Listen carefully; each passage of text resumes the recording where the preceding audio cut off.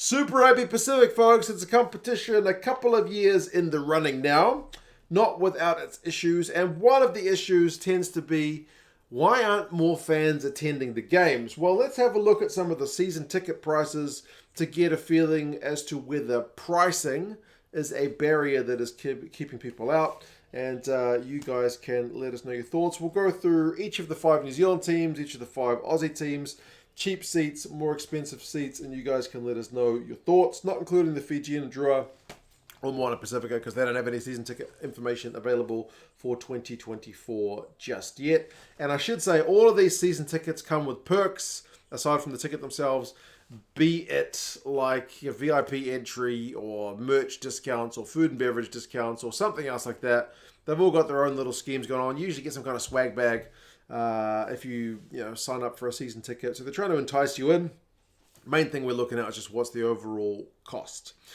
For the New Zealand sides, the average price of the cheap seats is $130. Most expensive is the Blues at $145.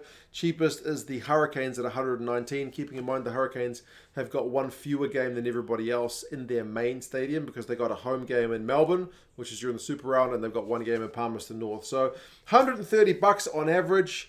It's around about $20, $23, $24 per game, which doesn't seem too bad. Obviously, that's not taken into account if you're going to buy, as I said, overpriced food and drinks at the game. But for the pure entry price, $20 odd, I think is relatively reasonable. I don't think that's going to price the majority of people out. I think it's not kind of a bank-breaking ticket. Like, I had a look at some of the other kind of big events that are on in Auckland anyway, coming up in the next kind of 12 months or so. Like if you wanted to go see Jerry Seinfeld, he was in the news because he's got $800 tickets if you want to sit as close as you can to the action. Cheaper seats are $100. So for a 6-game pass to be just a wee bit more than the kind of worst seats at a comedy show, or Taylor Swift tickets are between 80 Australian and 400 Australian dollars, I think, for the kind of regular seating. So rugby tickets are relatively cheap in comparison to those events, but I guess you also need to take into context what's your entertainment value. Like if you're going to see one of the biggest comedians in the world, or I guess probably the most popular singer in the world, the pricing factor is a lot higher compared to something which is not even top tier rugby, because top tier rugby is international rugby where the ticket prices are a lot higher. But you get what I mean. The tickets are not, for the low levels anyway, they're not stupidly expensive. For the expensive tickets, your average price is around $480.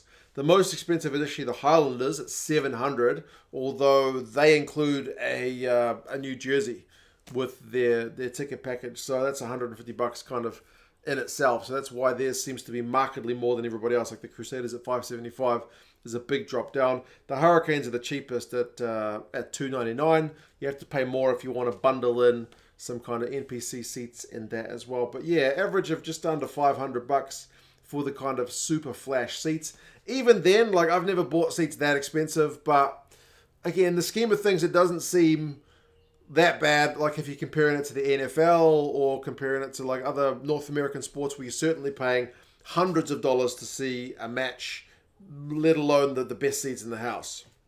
Again, you have to compare the kind of quality of the product, the entertainment value.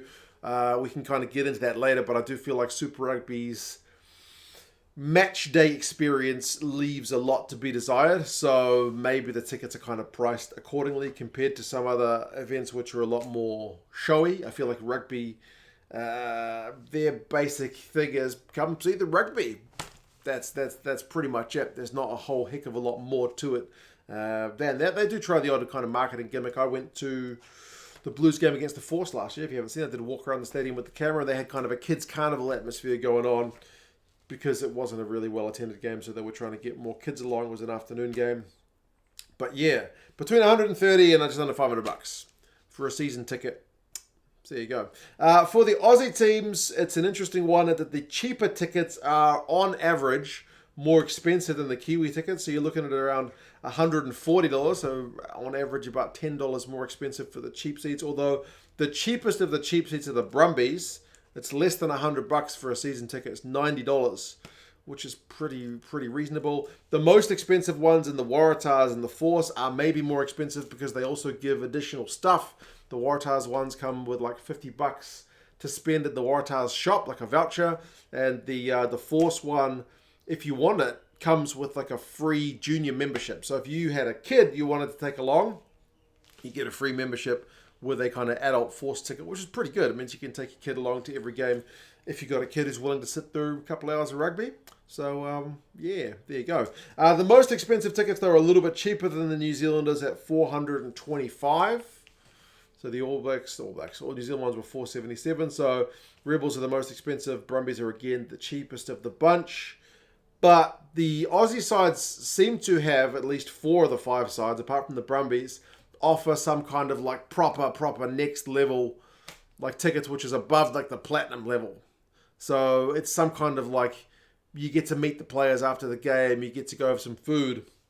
Like you could pay $2,000 for a Rebels ticket for that kind of thing. The Reds one is $870, the Waratahs $990. You either get like a private function or you get a lunch, or as I said, meet the players, hobnobbing around. So if you want that, there is that option available. But yeah, that's whole another kind of next level compared to everything else. So honestly, tickets wise, I don't think I'm pricing people out.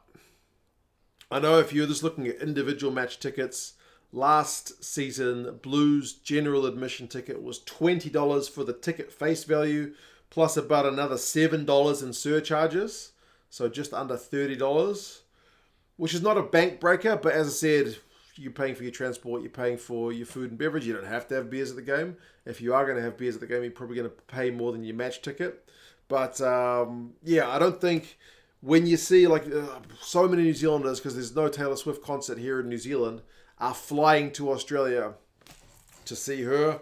Again, she's a lot more popular than, a lot bit more people have heard of Taylor Swift than Super Rugby. So you got to kind of put that stuff in context. But Warriors tickets are $169 to $299 for a season ticket, but you do get, I think, more games than what you get for Super Rugby. So the Warriors tickets seem to be a bit cheaper.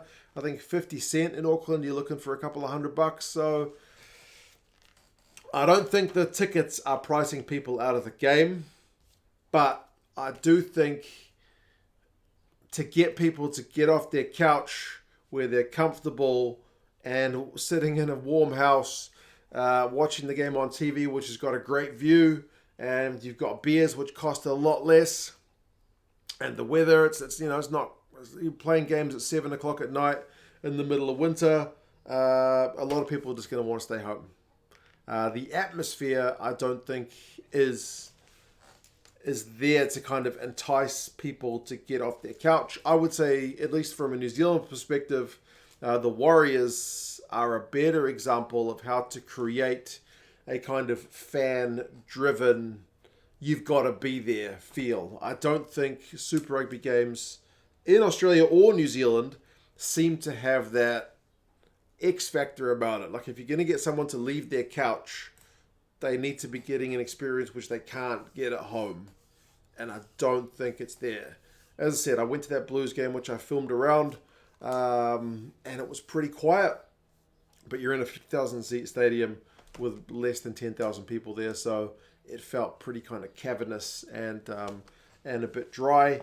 The stadium sizes, you can't do anything about that. Nobody's going to build new stadiums just to host Super Rugby games. But yeah, the Warriors have shown, like the Warriors used to get less than 10,000 people in a game for at least 1 or 2 years.